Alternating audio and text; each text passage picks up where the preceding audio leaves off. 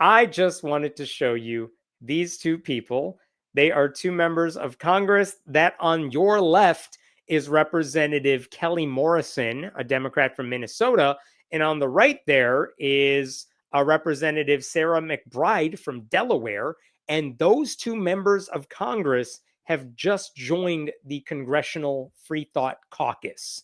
Morrison did it like last month. Sarah McBride did it very recently. And just to give you some background on them, Kelly Morrison from Minnesota, she is a practicing OBGYN, one of, if not the only practicing doctor in the House, one of the very few. She's a Yale graduate. She served in the Minnesota State House for several years and the Minnesota State Senate. She ran for the House in 2024 and won her race.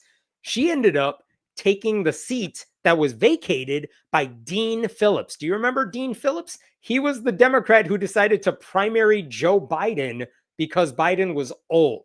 And Dean Phillips was a bad candidate, but he was kind of right. And he got to say, I told you so to everybody later on. But anyway, Dean Phillips vacated his seat. Kelly Morrison ran for it. She won that seat. She won that race comfortably, and she now sits on the House Committee on Small Business and Veterans Affairs. So that's Kelly Morrison for you. Who is Sarah McBride? You may be more familiar with Sarah McBride because she's been in the news for a few years. She is the first openly trans member of Congress, and she was elected also in 2024. She served 4 years in the Delaware State Senate, rather. And before that, she worked for the Human Rights Campaign. And since she got into Congress, she has been targeted by Republicans like Marjorie Taylor Greene and Nancy Mace, who basically repeatedly and purposely misgender her. They passed a bill, like the House under Mike Johnson passed a bill banning her specifically from using the bathroom on Capitol Hill. She can't use the women's bathroom on Capitol Hill. If she wants to go to the bathroom, she has to go back to her office. I will say the thing that I don't like about Sarah McBride, because she is a trailblazer and awesome in so many ways. And by the way, if you haven't read her memoir, it's really heartbreaking and really amazing. But I will tell you the thing I don't like about it, what she's done, is that to the chagrin of many progressives, she's just kind of accepted the anti-trans bigotry. I believe her philosophy here is, I'm going to be in Congress. I am here to do the work and be serious, and I am not here to fight culture war battles, even though she's the only trans member of Congress. So that means when they passed the bathroom ban, she just accepted it and didn't fight. She said, and I'm quoting, I'm not here to fight about bathrooms. For better or worse, she has calculated that being a moderate Democrat who does not fight for trans rights at a time when those rights are in peril is the best way forward. I don't love that approach, but also who am I to talk? Like, she's the one in the limelight. She's the trans person who has to deal with all this. I'm just telling you some things I have heard from trans friends who are like, we're excited that we have representation in Congress, but what good is representation if they're literally not going to fight on the thing that they are known for? So come on, Congresswoman, fight on this issue. Show other Democrats how to fight on this issue. But outside of that, she is sitting on the House committees on Foreign Affairs and Science, Space, and Technology. She's also a member of the Progressive Caucus and the Equality Caucus, both of which are kind of ironic, given her lack of fight for those issues. Anyway, they're both members of the Congressional Freethought Caucus now. They are both religious, which is interesting. Kelly Morrison is a non-denominational Protestant. Sarah McBride is a Presbyterian. In fact, she's an ordained Presbyterian elder, which is interesting. But the fact that they're part of the Congressional Freethought Caucus says that, they have no problem fighting for church-state separation and protecting freedom of religion and freedom from religion, including atheists who are being persecuted in parts of the world where that's dangerous. So here's where we're at right now. With their inclusion, there's Jared Huffman, the congressman who founded the Freethought Caucus. He has this page on his House website that is just fun to see. about the CFC, but look at how many members they have now. You have Jared Huffman, you have Jamie Raskin, who are the co-founders and the chairs of this caucus. They are now up to 32 total members, and it just keeps getting bigger every time. They're going to lose at least one of these people in the next election who's retiring, but 32 is a way bigger number than I would have predicted the CFC would have had when they launched a few years ago. What's interesting is out of those 32 members, literally one is openly non-religious, and that's Jared Huffman. He is humanist. Everyone else is religious. And this is not an atheist club. This is one of those caucuses that I don't know why other Democrats have not joined. I don't know why other Republicans have not joined. All 32 members are Democrats, and this is all about church-state separation and supporting First Amendment freedoms. I don't know why more people are not involved in that. But here's the upside to this. So far, and I've watched them grow over the past few years. So far, the Congressional Freethought Caucus has not really had the chance to throw its weight around. It's not like the 32 Democrats here are saying, you know what, if you don't fix this bill to support the policies we care about, we are going to withhold our votes. That's the power of a caucus. The Freedom Caucus on the House side has done that several times. And the reason they've been able to do that is because Republicans have had the majority for the past several years. And so it's their legislation that's always on the record. And if the MAGA cultists are like, well, you won't get our votes unless you do what we want, Mike Johnson has to listen to them. So Democrats have not had a chance to play that game yet.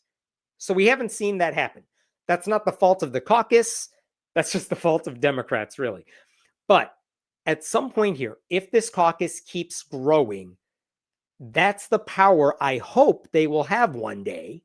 And so when it comes to like repealing the Johnson Amendment or something like that, this is the caucus you would hope can band together and fight against something like that. They just haven't had the opportunity to do that yet. And I look forward to the day that that would happen. The Congressional Prayer Caucus, which is like the Christian rights, evil, bizarro version of this, that has way more members. And it actually has like a whole staff that does stuff. So we're not there yet. But again, the fact that 32 members have joined suggests, I hope, to other Democrats, it's okay to do this. It's not going to hurt you. I promise you that as these members join, there is not a wave of negative publicity, even from the right. They really don't care about this.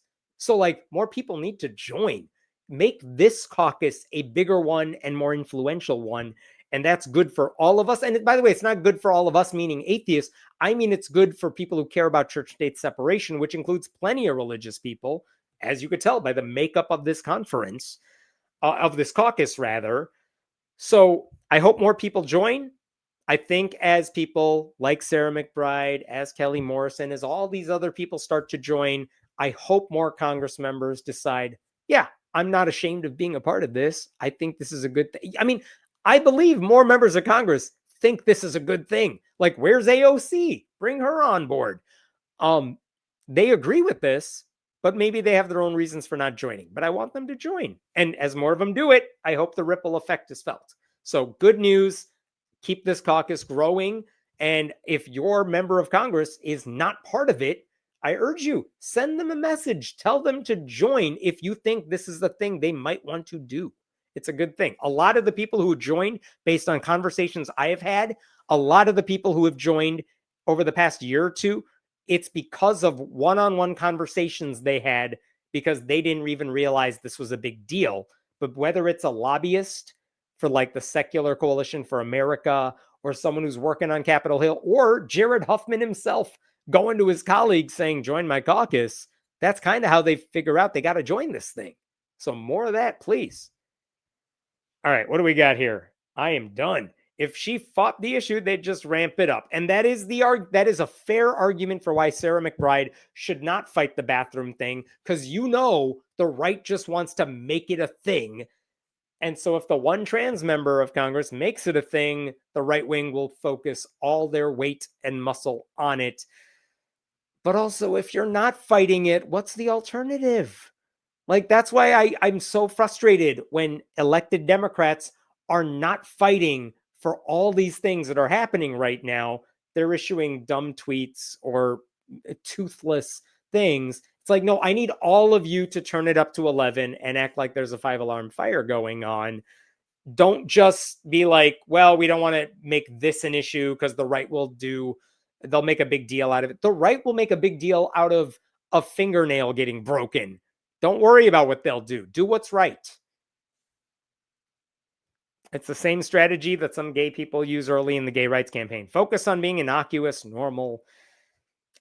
Yeah. I mean, again, I know you're right.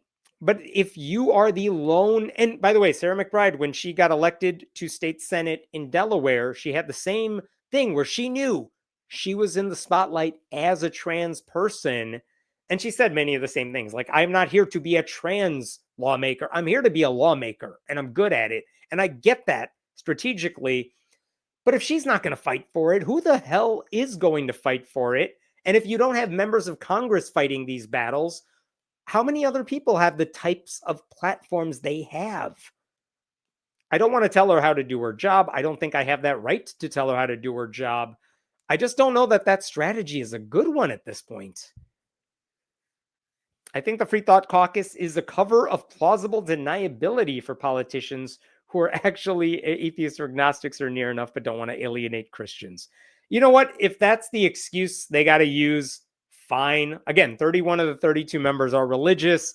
Are they really religious, or are they just saying that because they don't want to draw controversy or something like that? At this point, I'll be honest, I don't care. So, you know what? If that works for you, good. Then we need more Christians to join this caucus. That would be great. I don't care anymore. I don't care if you're hiding your atheism. Just join the caucus. It's good politically, it's good for the country.